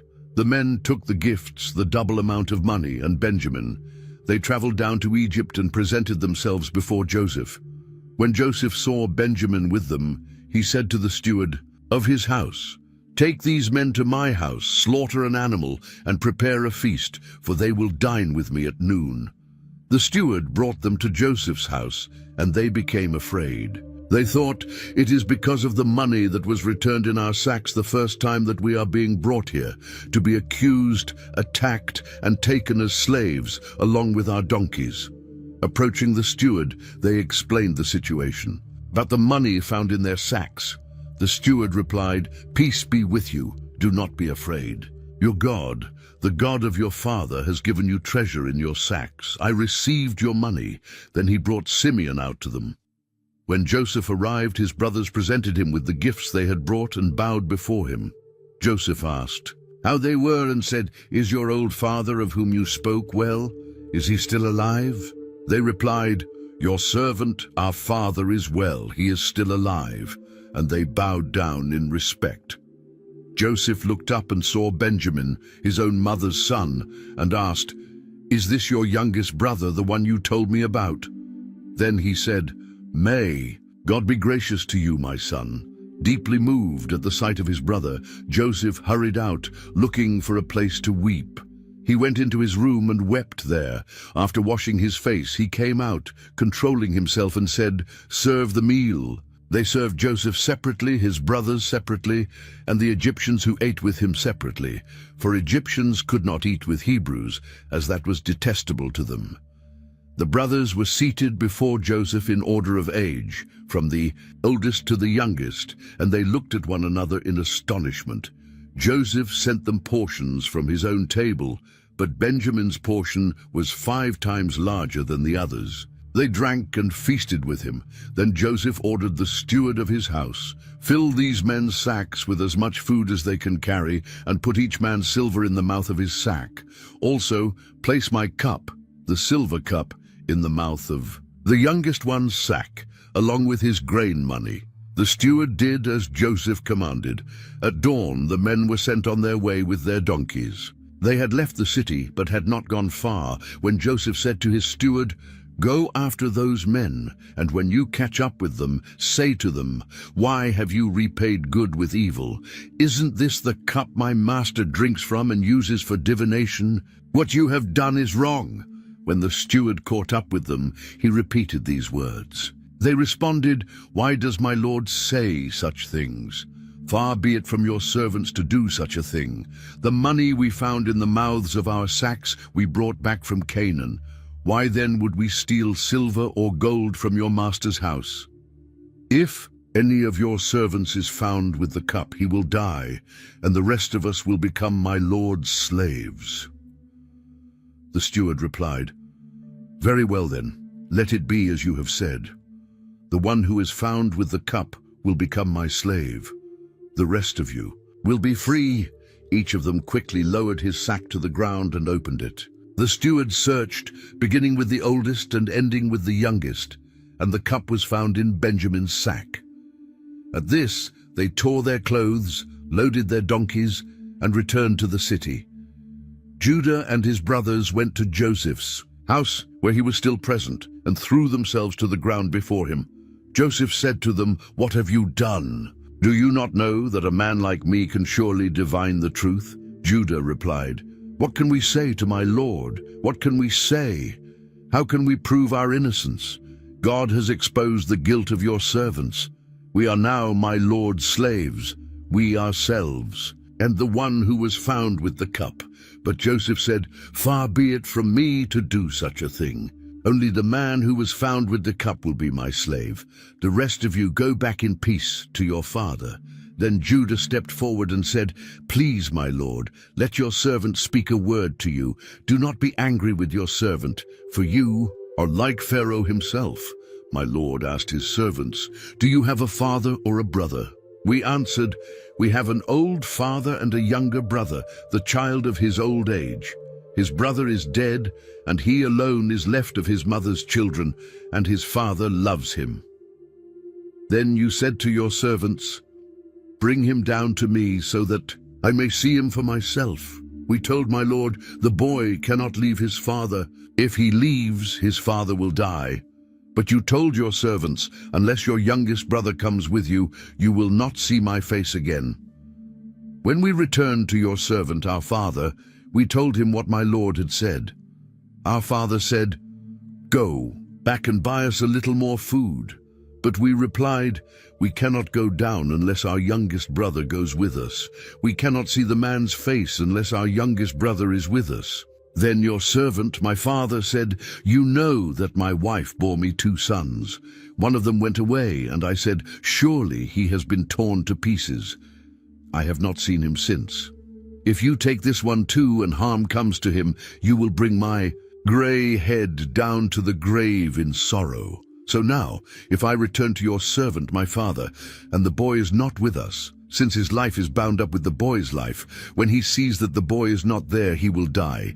Your servants will have brought the gray head of our father down to the grave in grief. Moreover, your servant guaranteed the boy's safety to my father, saying, if I do not bring him back, I will bear the blame before my father all my life.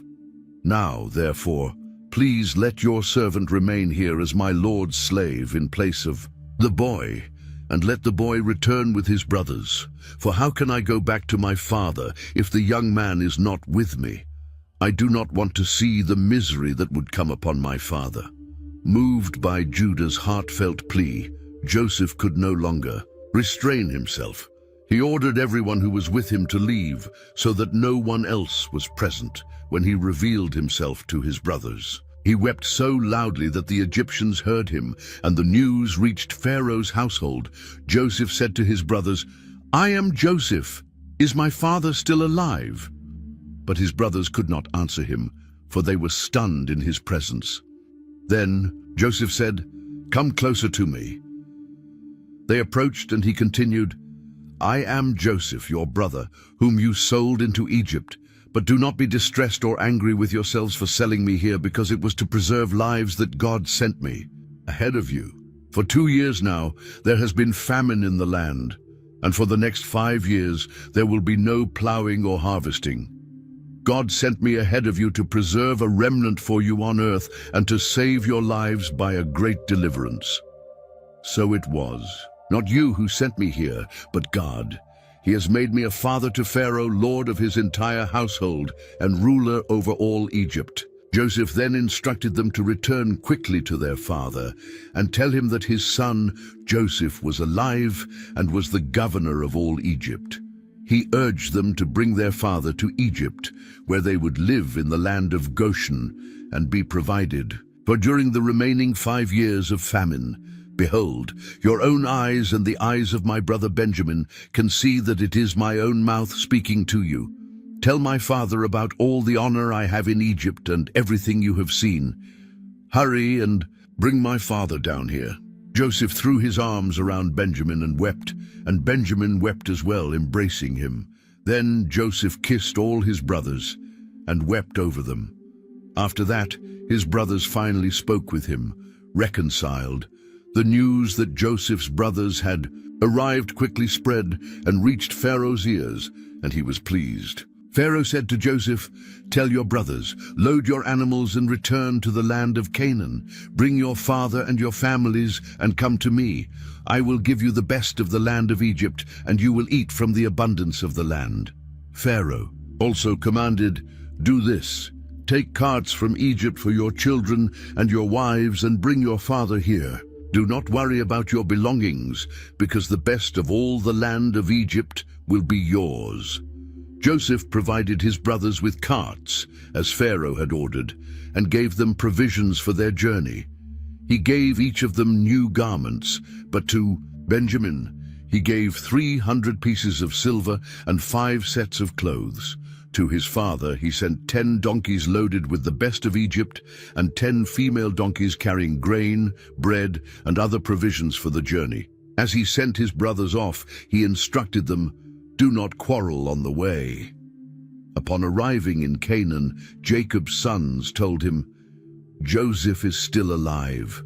In fact, he is the governor of all Egypt." Jacob's heart stood still, for he could not believe them. But when they repeated all of Joseph's words, and he saw the carts Joseph had sent to carry him, his spirit revived. Then Israel said, "Enough! My son Joseph is still alive. I will go and see him before I die." Israel set out with everything he had and reached Beersheba, where he offered sacrifices to the God of his father Isaac. That night God spoke to him in a vision, "Jacob, Jacob." He answered, "Here I am." God said, "I am God, the God of your father. Do not be afraid to go down to Egypt, for there I will make you into a great nation. I will go down with you to Egypt, and I will surely bring you back again. And Joseph will place his hand on your eyes. This divine message was decisive, assuring Jacob that moving to Egypt was part of God's plan and that the promises made to him and his ancestors would continue to be fulfilled, even outside the promised land. Leaving Beersheba, the sons of Israel took Jacob, their father, their children, and their wives in the carts Pharaoh had sent. They also brought their livestock and all the possessions they had acquired in Canaan. Thus Jacob entered Egypt with all his descendants, his sons, grandsons, daughters, and granddaughters. The book of Genesis meticulously lists all the descendants of Jacob who entered Egypt: the sons of Leah, the sons of Zilpah, the sons of Rachel, and the sons of Bilhah. In total, 70 members of Jacob's household arrived in Egypt, including Joseph and his 2 sons, who were already there. Jacob sent Judah ahead to Joseph to guide them to Goshen. When they arrived in the region of Goshen, Joseph prepared his chariot and went up to meet his father Israel. As soon as he saw him, he threw himself around his father's neck and wept for a long time in his arms.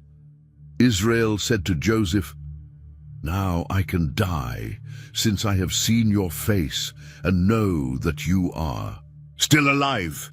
It was a moment of deep emotion, for 22 years had passed since Joseph was sold as a slave. The son whom Jacob had believed to be dead was not only alive, but held a position of great power and honor. Joseph then instructed his brothers and his father's household, "I will go up and speak to Pharaoh and say to him, 'My brothers and my father's household who were in the land of Canaan have come to me. They are shepherds and keepers of livestock, and they have brought their flocks, their herds, and everything they own.' When Pharaoh calls you and asks, 'What is your occupation?' you shall answer, 'Your servants have been keepers of livestock from our youth until now, both we and our fathers. This way you may dwell in the land of Goshen." Joseph selected 5 of his brothers and presented them to Pharaoh. When Pharaoh asked them about their occupation, they responded as Joseph had instructed, adding that they had come to Egypt because of the famine in Canaan. Pharaoh said to Joseph, "Your father and your brothers have come to you. The land of Egypt is before you. Settle your father and your brothers in the best part of the land. Let them live in the land of Goshen, and if any among them are capable men, put them in charge of my livestock." Joseph also presented his father to Pharaoh, and Jacob blessed Pharaoh. When Pharaoh asked Jacob how old he was, he replied, "The days of my pilgrimage are 130 years. Few and difficult have been the days of my life, and they have not reached the years of my ancestors in their days of pilgrimage." Jacob blessed Pharaoh again and withdrew. Joseph settled his father and his brothers, giving them property in the best part of the land, in the region of Ramesses, as Pharaoh had commanded. He provided for his father, his brothers, and his father's entire household, supplying them with food according to the number of their dependents. The famine was severe, and there was no bread in all the land. Joseph collected all the money that was in Egypt and Canaan through the sale of grain and deposited it in Pharaoh's treasury. When the money was gone, all the Egyptians came to Joseph saying, "Give us bread. Why should we die before your eyes? Our money is gone." Joseph replied, "If your money is gone, bring me your livestock and I will give you bread in exchange for it." So they brought their animals to Joseph, and he gave them bread in exchange for horses, sheep, cattle, and donkeys, sustaining the people that year. The following year they returned and said to Joseph, "We cannot hide from my lord that our money is gone and that our livestock now belongs to my lord. We have nothing left before my lord except our bodies and our land. Why should we perish before your eyes, we and our land alike? Buy us and our land in exchange for bread, and we along with our land will become Pharaoh's servants. Give us seed so that we may live and not die, and so that the land does not become desolate." So Joseph bought all the land of Egypt for Pharaoh, for every Egyptian sold his field because the famine was severe upon them. The land became Pharaoh's property, and Joseph moved the people to the cities, from one end of Egypt's territory to the other. However, he did not buy the land of the priests, for they had an allotment from Pharaoh and lived on the portion Pharaoh gave them. Joseph said to the people, "Today I have bought you and your land for Pharaoh. Here is seed for you. Sow the land. At harvest time you shall give 1/5 to Pharaoh, and the remaining 4 parts shall be yours, for seed for the field, for your sustenance, for those in your household, and for feeding your children." They responded, "You have saved our lives. May we find favor in the eyes of my Lord, and we will be Pharaoh's servants." Joseph established it as a law in Egypt, which remains to this day. 1/5 of the produce belongs to Pharaoh. Only the land of the priests did not become Pharaoh's property. Israel lived in Egypt, in the land of Goshen. They acquired property, were fruitful, and multiplied greatly. Jacob lived 17 years in Egypt, reaching the age of 147 years. As the time approached for him to die, Israel called for Joseph and said, "If I have found favor in your eyes, place your hand under my thigh and promise to deal with me in kindness and faithfulness. Do not bury me in Egypt. When I rest with my fathers, carry me out of Egypt and bury me in their tomb." Joseph answered, "I will do as you have said." But Jacob insisted, "Swear to me," and Joseph swore to him. Sometime later, Joseph was told, "Your father is ill." He went to visit him, taking with him his 2 sons, Manasseh and Ephraim. When Jacob was informed that his son Joseph was coming, Israel gathered his strength and sat up in bed. Jacob said to Joseph, "The Almighty God appeared to me in Luz, in the land of Canaan, and blessed me. He said to me, 'I will make you fruitful and multiply you. I will make you a congregation of peoples, and give this land to your descendants as an everlasting possession.' Now your 2 sons, who were born to you in Egypt before I came here, are mine. Ephraim and Manasseh shall be mine, just as Reuben and Simeon are. But the children you have after them will be yours. They will be called by the name of their brothers in their inheritance." When Israel saw Joseph's sons, he asked, "Who are these?" Joseph replied, "They are my sons, whom God has given me here." Jacob said, "Bring them to me, so that I may bless them." Israel's eyes were weak with age, and he could barely see. Joseph brought his sons near, and Jacob kissed and embraced them. Israel said to Joseph, "I never expected to see your face again, and now God has even allowed me to see your descendants."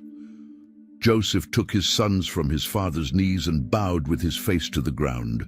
Then he took both, Ephraim in his right hand toward Israel's left, and Manasseh in his left hand toward Israel's right, and brought them close to him. But Israel stretched out his right hand and placed it on Ephraim's head, though he was the younger, and his left hand on Manasseh's head, crossing his hands, even though Manasseh was the firstborn. He blessed Joseph, saying, "The God before, whom my fathers Abraham and Isaac walked, the God who has been my shepherd all my life to this day, the angel who has delivered me from all harm, may he bless these boys. May my name and the names of my fathers, Abraham and Isaac, be invoked upon them, and may they grow into a great multitude on the earth."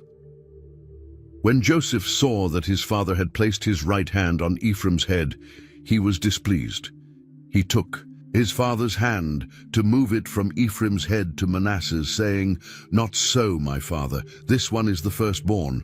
Put your right hand on his head." But his father refused, saying, "I know, my son, I know. He too will become a people, and he too will be great. Nevertheless, his younger brother will be greater than he, and his descendants will become a multitude of nations." That day he blessed them, saying, "Through you Israel will pronounce blessing, saying, 'May God make you like Ephraim and Manasseh.'" Thus he put Ephraim before Manasseh. Israel said to Joseph, "Behold, I am about to die, but God will be with you and will bring you back to the land of your fathers. I give you 1 portion more than your brothers, the one I took from the Amorites, with my sword and my bow." Jacob called his sons together and said, Gather around so that I may tell you what will happen in the days to come." In a prophetic poem, he blessed each of his 12 sons, foretelling the destiny of their tribes. To Reuben, the firstborn, he announced the loss of preeminence for having defiled his father's bed. To Simeon and Levi, he rebuked their violence and cruelty, declaring that they would be scattered in Israel. For Judah, he reserved a special blessing, foreseeing that the scepter and the staff of command would remain with him. He said that Zebulun would dwell by the seashore, Issachar would be strong, but would submit to forced labor. Dan would judge his people, Gad would be attacked, but would counterattack. Asher would enjoy rich food, Naphtali would be like a free deer speaking beautiful words, and Joseph would be fruitful and extraordinarily blessed. Regarding Benjamin, he prophesied that he would be like a ravenous wolf, devouring the prey in the morning and dividing the spoils in the evening. Among all the blessings, Judah's stood out for its messianic significance. "Judah, your brothers, will praise you. Your hand will be on the neck of your enemies. Your father's sons will bow down before you. Judah is a young lion. From the prey, my son, you have gone up. He crouches, he lies down like a lion and like a lioness. Who will rouse him? The scepter will not depart from Judah, nor the ruler's staff from between his feet, until Shiloh comes, and to him shall be the obedience of the peoples." This prophecy foretold that the royal lineage would come from Judah, and that from it would arise a ruler to whom the nations would submit, a clear reference to the future Messiah.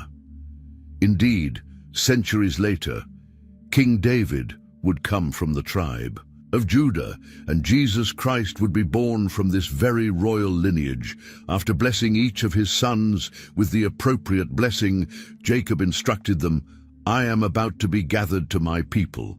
Bury me with my fathers in the cave in the field of Ephron the Hittite, the cave in the field of Machpelah, near Mamre, in the land of Canaan, which Abraham bought from Ephron the Hittite as a burial property. There Abraham and his wife Sarah were buried. There Isaac and his wife Rebekah were buried, and there I buried Leah. The field and the cave in it were purchased from the sons of Heth." When Jacob had finished giving these instructions to his sons, he drew his feet into the bed, breathed his last, and was gathered to his people. Joseph threw himself upon his father's face, wept over him, and kissed him. He then ordered the physicians in his service to embalm his father, and they embalmed Israel. 40 days were required for this, for that is the time needed for embalming. The Egyptians mourned for him 70 days. After the days of mourning had passed, Joseph said to Pharaoh's household, "If I have found favor in your eyes, please speak to Pharaoh on my behalf. My father made me swear an oath. I am about to die. Bury me in my tomb that I dug for myself in the land of Canaan. Now please allow me to go up and bury my father, and then I will return." Pharaoh responded, "Go up and bury your father, as he made you swear." So Joseph went up to bury his father, and with him went all of Pharaoh's officials, the elders of his household, and all the elders of the land of Egypt, as well as all of Joseph's household, his brothers, and his father's house. Only their little ones, their flocks and their herds, were left in the land of Goshen. Chariots and horsemen also went up with him, forming a very large procession. When they reached the threshing floor of Atad beyond the Jordan, they held a great and solemn mourning ceremony. Joseph observed 7 days of mourning for his father. When the inhabitants of the land, the Canaanites, saw the mourning at the threshing floor of Atad, they said, "This is a solemn mourning for the Egyptians." That is why the place was named Abel Mizraim, which is beyond the Jordan. Jacob's sons did as he had commanded them. They carried him to the land of Canaan and buried him in the cave in the field of Machpelah, which Abraham had purchased from Ephron the Hittite as a burial site near Mamre. After burying their father, Joseph returned to Egypt with his brothers and all who had gone up with him to bury his father. When Joseph's brothers saw that their father was dead, they said, "What if Joseph holds a grudge against us and pays us back for all the wrongs we did to him?" So they sent word to Joseph saying, Before he died, your father gave this command: tell Joseph, please forgive the transgression of your brothers and their sin, because they did you wrong. Now please forgive the transgression of the servants of the God of your father. When their message came to him, Joseph wept. His brothers then came and threw themselves before him, saying, "We are your servants." But Joseph said to them, "Do not be afraid. Am I in the place of God? You intended to harm me, but God intended it for good, to accomplish what is now being done, the saving of many lives. So do not be afraid. I will provide for you and your children." And he comforted them and spoke kindly to them. Joseph remained in Egypt with his father's household, and he lived 110 years. He saw the children of Ephraim to the third generation. Also, the children of Machir, son of Manasseh, were born on Joseph's knees. Sensing his approaching death, Joseph said to his brothers, "I am about to die, but God will surely visit you and bring you up from this land to the land he promised on oath to Abraham, Isaac, and Jacob." And Joseph made the Israelites swear an oath, saying, "God will surely visit you, and you must carry my bones up from this place." Joseph died at the age of 110. They embalmed him and placed him in a coffin in Egypt. Thus, the cycle of the patriarchs came to an end, with God's promise of return to the promised land remaining alive in the hearts of Israel's people, even during their long stay in Egypt. Joseph's request for his bones to be taken to Canaan would be fulfilled centuries later, when Moses carried Joseph's bones during the Exodus, Exodus 13:19, and Joshua finally buried them in Shechem, in the land Jacob had given to Joseph, Joshua 24:32. In this way, divine providence orchestrated events to fulfill his promises, transforming the tragedy of Joseph's sale into an instrument of salvation for his chosen people, preparing the stage for the next chapters in Israel's history. There, growth in Egypt, enslavement, the Exodus, and the conquest of the Promised Land. We have now reached the end of the book of Genesis, this incredible journey that took us from the creation of the world to the establishment of Jacob's family in Egypt. We have seen how God worked through imperfect people, fulfilling his promises and revealing his plan of redemption across generations. From Adam to Joseph, we have witnessed God's faithfulness, even in the most difficult moments. But the story does not end here. It is only the beginning of the great biblical narrative that continues in the book of Exodus. If you enjoyed this content and want to follow the next biblical stories, don't forget to subscribe to the channel and turn on notifications. Share this video with friends and family who may also benefit from these rich stories of faith and divine providence. Thank you so much for watching. May the lessons of Genesis remain in your heart, and may we continue together on this journey through the scriptures.